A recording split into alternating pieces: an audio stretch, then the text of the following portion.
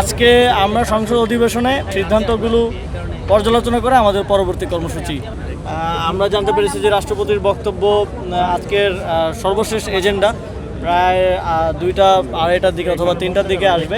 তো সে সময় আমরা দেখতে চাই সারা বাংলাদেশের মানুষ দেখার জন্য অপেক্ষা করছে যে সংসদ সদস্যরা কোন সংসদ সদস্য কীভাবে রিয়েক্ট করেন, তারা কিভাবে সেটাকে নেন, এবং আমরা আমাদের দাবিগুলো রেখে গেলাম।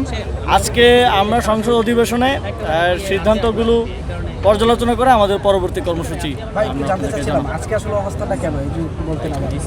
আমরা 3টি দাবিতে আজকে এখানে এসেছি। প্রথম দাবি হচ্ছে আমাদের যেই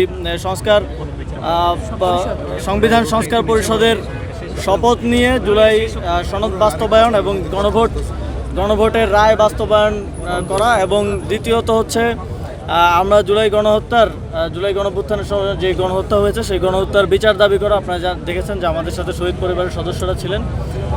এবং আমাদের তৃতীয় দাবি হচ্ছে রাষ্ট্রপতি চুপ্পুর অপসারণ, অভিশংসন আমরা চেয়েছি। এখন নতুন সংসদের কাছে আমাদের যেই সংসদ জুলাই গণঅভ্যুত্থানের কারণে যেই নির্বাচন হয়েছে, এই নির্বাচনের মাধ্যমে তারা সংসদ সদস্য হয়েছেন, তাদের কাছে আমরা এই দাবিটা রেখেছি। আপনাদের দাবি পূরণ না হলে পরবর্তীতে কোনো কর্মসূচি আছে? আমরা আজকে দেখতে চাই আজকে সংসদে কী ধরনের সিদ্ধান্ত আসে, তার প্রেক্ষিতে আমরা পরবর্তীতে আপনাদেরকে জানাবো। ধন্যবাদ সবাইকে।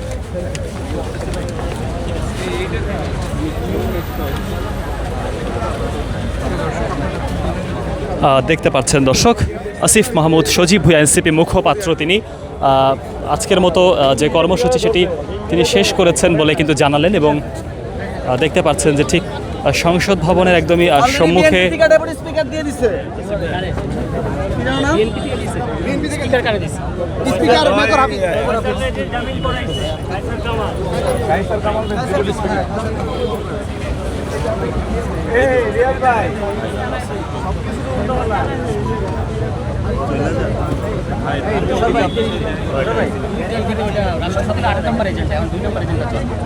কিন্তু ভাই আপনাকে পাই নাই ধানমন্ডু আপনি সন্ধ্যাবেলা 10টা থেকে ধানমন্ডিতে আপনি ছিলেন না, আদিবাসী যেদিন মারা গেল।